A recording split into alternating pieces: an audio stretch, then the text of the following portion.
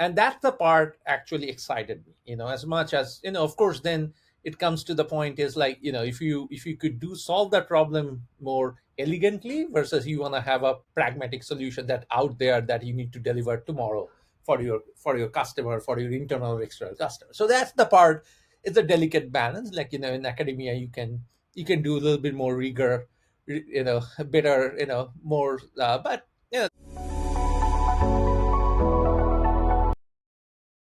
Hi there, you are listening to A Founder's Life, and I'm your host, Leo Gestetner. My guests and myself share our entrepreneurial journey and our methods for a balanced life. And I'm joined here today by Reeto. Reeto, thank you for joining. I'd love if you could introduce yourself. sure. Thank you for having me. So I'm Reeto Mookherjee, co-founder and CEO of Angler AI. First-time founder, technical founder, 2.5 years into the journey of building Angler. Before that, I was within operating brands and other startups. Classically trained as data scientist before data science was a thing. So PhD in operational research more than 20 years ago, and have been working with the brands in the retail, online travel, B2B, SaaS, then went back to retail, media and entertainment, healthcare tech. So got touch across different companies and profiles, and building data solutions for them, for marketing and, product teams. So site personalization all the way to paid media acquisition. We saw an opportunity in after Apple's privacy changes. Of course, that's not a news anymore in 2020. We saw an opportunity from consumer brands that are all struggling with the new privacy landscape. And is there an opportunity for AI and permission data to build this better, targeting and measurement apparatus in the new normal of heightened privacy security? So that was our mission. We jumped on this journey, me and my co-founder, 2.5 years ago, and going on since then. Learned a lot. We are at seed stage, and working with customers and providing value and getting more customers. Excellent. And sort of what does a customer look like for you in the new business? Sure. I mean, customers are, in a way that any brand that spends, any consumer facing brands that, even though part of our solution also works for B2B, but most, for all practical purposes, we're B2C or consumer focused brand. So think of a omni retail or direct to consumer brands or subscription brands, or they're spending money to acquire customers, acquire next customer, new customer, high value new customers, and using, is spending their media, working media in Meta, Google Ads, Snap, TikTok, Pinterest, all the walled gardens and outside. So that's kind of our sweet spot. So those sort of brands are our target customers, where we bring in efficiency in their paid media spend. Great. And talk to a little bit, you gave a little taste there, but talk to us a little bit more about your journey and what's taken you to where you are now. Yeah, I mean, yeah, absolutely. I think my career, I've been accidentally ended up in the industry. So my history is I was almost all set to become a faculty. I PhD in operations research, worked on game theory. I really enjoyed, and this was like, talking about 2004, 2006. So before big data was a thing, before, and the publicly available data source was very limited. And while I was in the program, I wanted to always, building an econometric model and game theory model, but it'll be so much powerful if we could train those theory and models on actual data. So uh, I reached out to one of the largest airlines at point, and for some synthetic data, they ended up sending me an internship offer.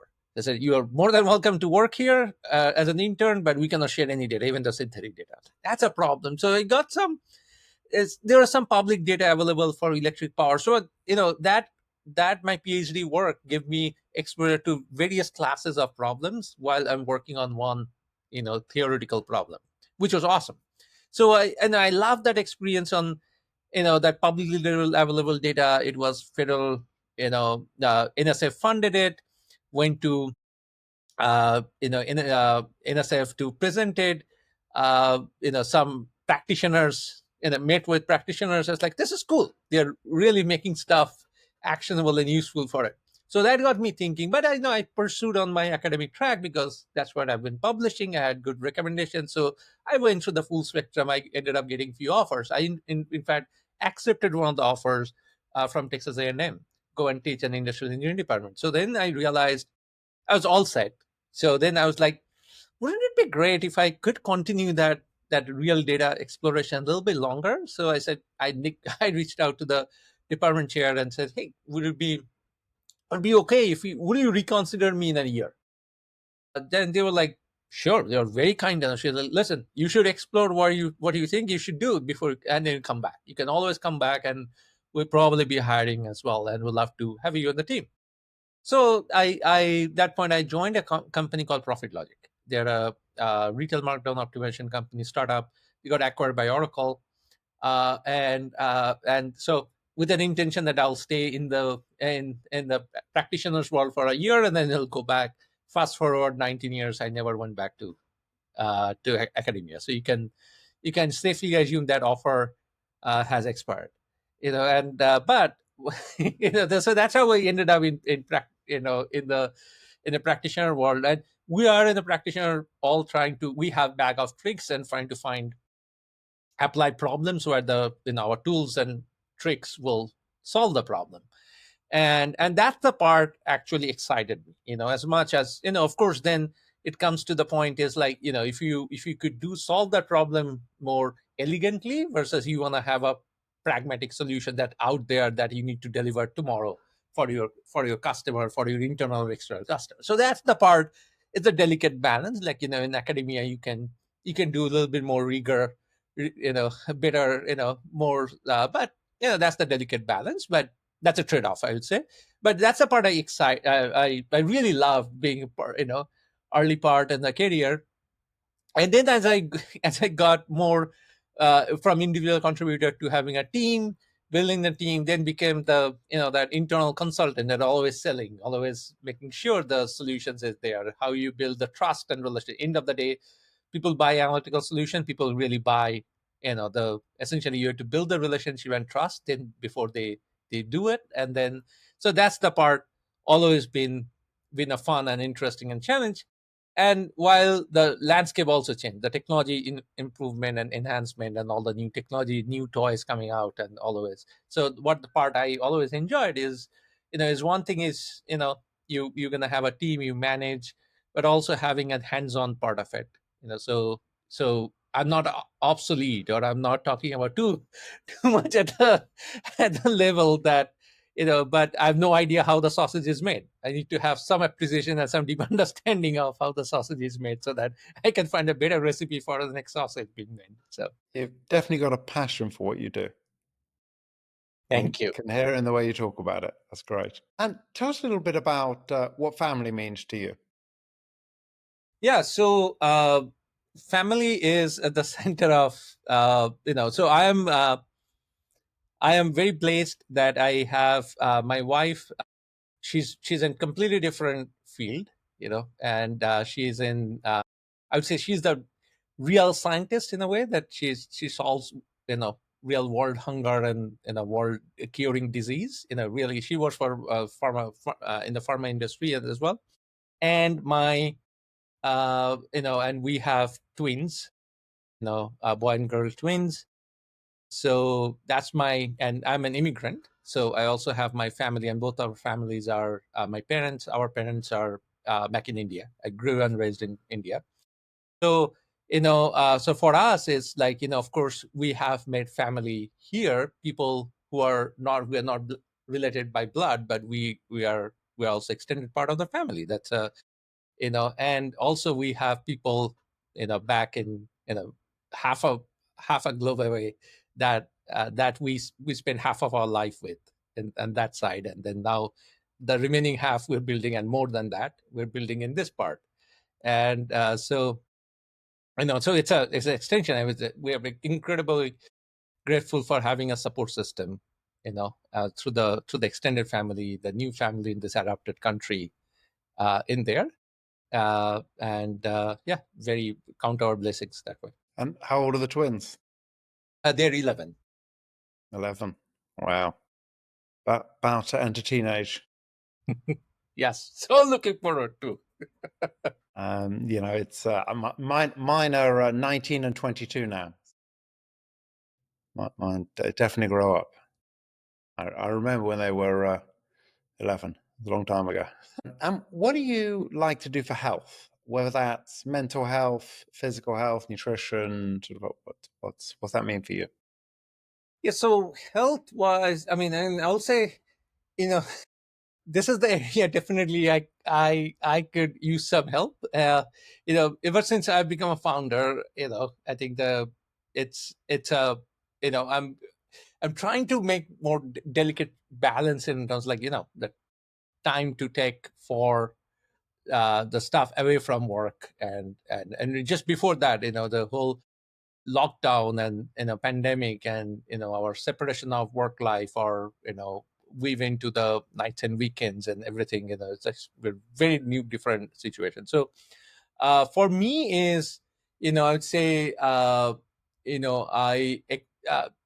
usual stuff, exercise, on this thing, some diet. I'm managing some of my own, kind of chronic health problems as well, so through that exercise. And I would say I'm incredibly lucky to have network of supports, mentors, and also I can talk to people when I need help. The founder journey is incredibly lonely. Also gets, and you're making decision for a lot of people depend on you, all the way from investor to people you work with, you work for, people who work for you, and others. So I'm incredibly grateful that I have network of mentors. And I think, when it comes to mental health and all those things in there, is like people pay that tuition. So this you know let's get there, that let's learn from their tuition, the knowledge, so that I don't make the same mistake. I make different mistake. But let me make the different mistake, not the same mistake that other have made. Yeah, I think it's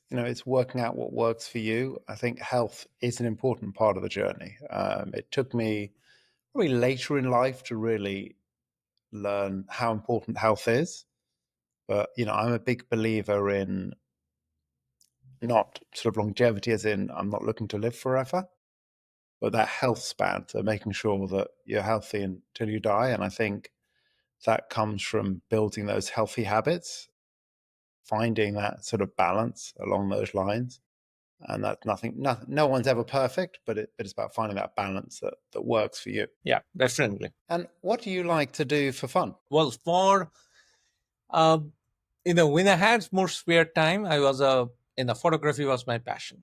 And I'm talking about, in my undergrad, and this is before digital, you know, camera and everything. We used to do uh, the dark room technology for black and white print, all the way to exposure control manually, and things like that. Then, you know, digital SLR came and make that thing like, commodity. Really not, but we migrated. But then we migrated from there to iPhone came, and it's like everyone is a great photographer until they are not. So the photography is still my passion. If I get some time, I do that, and not so much on the development side, of course, but the good shooting, and it takes a lot of time. A lot of time. And if you're serious about that, it's there. uh, and otherwise, we like to travel, and both me and my wife, and actually one of my son is also, we are foodies.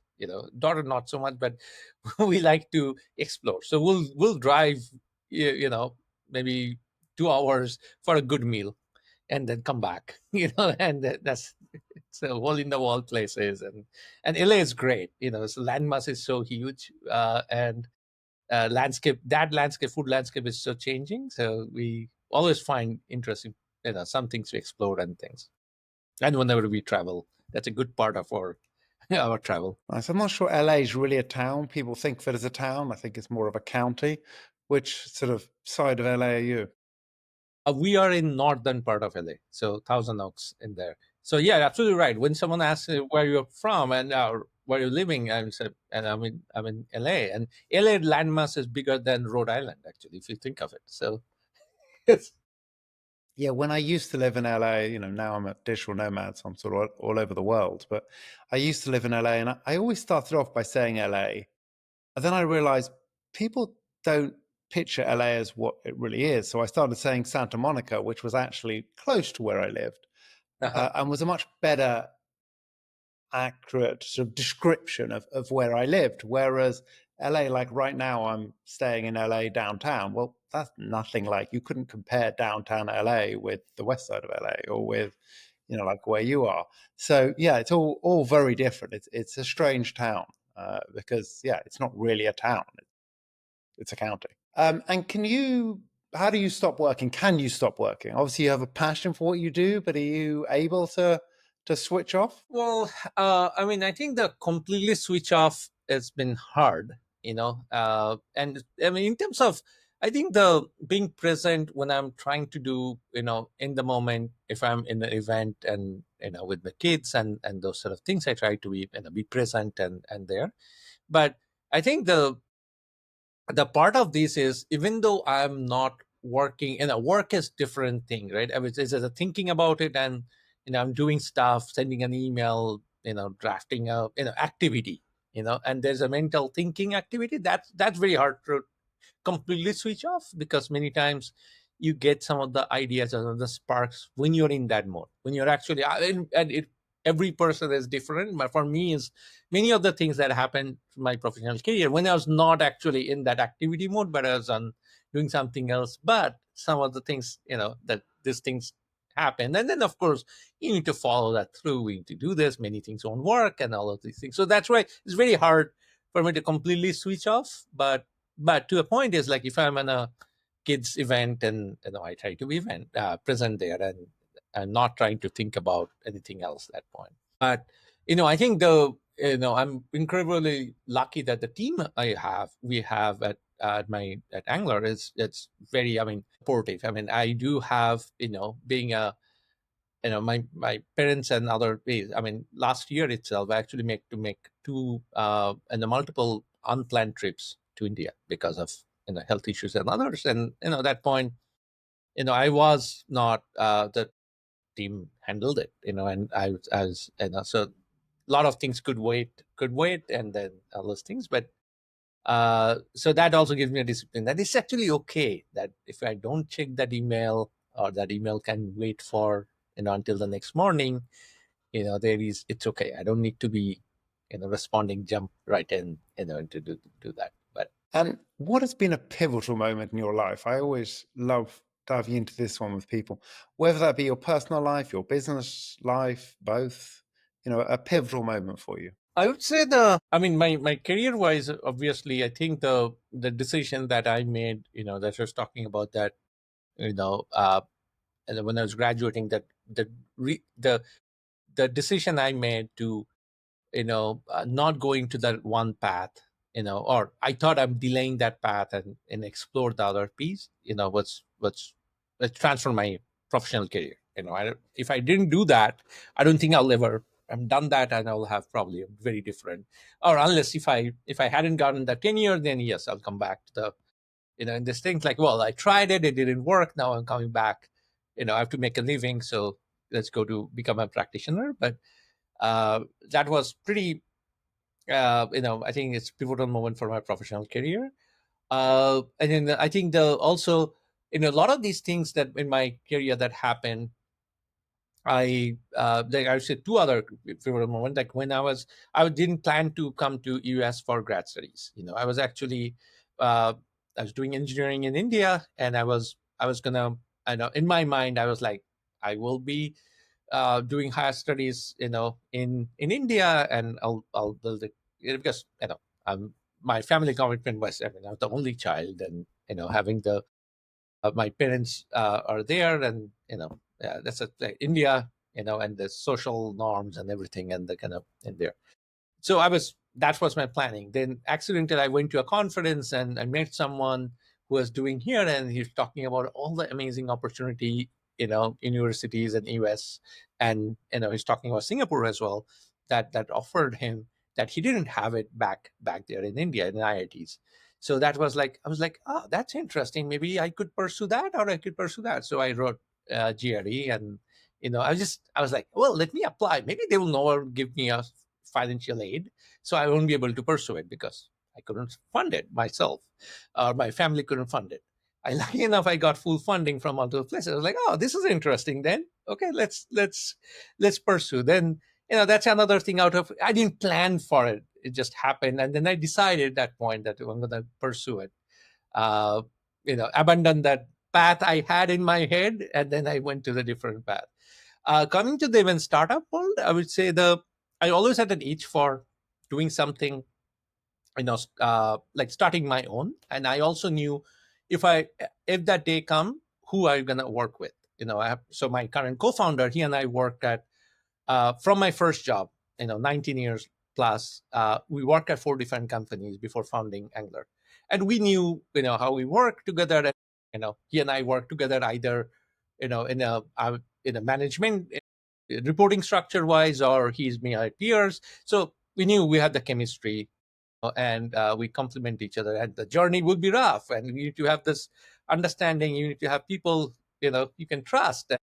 Not always you'll be agreeing, but when your disagreement comes, then you're making an informed decision on two of you together, based in this. So we knew that, but we were not sure what that problem could be. And almost like, and people have said, a lot of things I've written about, well, it doesn't matter what the idea is, you need to find that you need to do something, start something, and you'll see where it takes it. And I was not sold. I was like, I have to have that idea in my head that this is exactly what we're going to build. Otherwise, where are you going to start? I mean, and being in corporate within operating brands, that's the you know that's the part. And I was trained on. I was like, well, when you think about project, you need to know where the project starting point is, right? I mean, how do I know? So finally, I mean, I was talking to and I was my last company, and we're advising a lot of through that company with they're owned by a PE firm. Now they're publicly traded. So their PE firm introduced me to the many of the portfolio companies as an advisor. So I was talking to like a dozen or so companies and saw a pattern in there. And we were like, that's interesting. Like we have solved it. We're incredibly lucky that we're able to solve this type of problem in my current role. But before we solve it, someone had to trust us to write a check, to go build it. And so these companies need someone, and we haven't seen that person yet in those companies working there. Of course, there are other pieces of people, but you need some certain skill sets, certain expertise, certain people, technology, processes. All things comes together, then you can do that. And it's we know it's hard, but we know we have also done that. So is there a theory? Is there a so ultimately when we left or decided to do it, it was still an idea in the head, sorry, not a concrete idea. It's more like we have done this, looks like this could work. And then we have it's a founder market fit at that point, and then we're like, well, will anyone invest on a piece of PowerPoint, without any code being written? Because we couldn't write any code because we're still working for someone else, and we didn't want avoidance of any doubt and anything. We didn't want to start anything. It's like, or maybe we'll drop and we'll bootstrap it a little bit and then there. But sure enough, people lined up to say, hey, well, yeah, this looks interesting, and it's like, you have done it. So finally when we finally launched it, it was not a concrete idea. It's like, hey, we have been doing this, we have seen success, and this looks like it. Let's now talk to people who are having similar problem. Can we get their data, and can we see if we can help them in a way? So that's how our journey started. Wow. And if you look at balance, which I sort of like to think of a balanced life as that sort of center line between the ups and the downs, because nothing's ever permanently in balance. But how does a balanced life look for you? And now it's well, I mean, in my since the startup life, it's a lot of ups and downs. So in a way that there are successes, and then not so good news, or something didn't work, something the customer we thought they're gonna give us a chance, the project get delayed, a lot of different things. I think Like if we zoom in, zoom in, every day there could be pluses and minuses. You see very bumpy. But if you zoom out, you're gonna see the trend is probably the trend is it trending in the right direction. Of course, there's a lot of oscillation, jaggedness, and in the startup world, the jaggedness is because you're much shorter feedback cycle, and versus if I'm working for a bigger entity, I'm small part of a bigger wheel, and so I may not see all the response. By the time it filters into me, it's looks pretty smooth, and so I think that's how I'm looking at, I definitely in this journey I appreciate small wins, whatever small is, much more now than what I used to, because and then I also look at the in a zoomed out view, like where we were 3 months ago, 6 months ago. Are we moving, heading to the right direction? Of course, if I look into every day, every week, it may look like, well, there's a setback, or there is not so good, or there is a bumpy, yes, that's the so I'm trying to look at that way. A piece of advice you could give to an aspiring entrepreneur?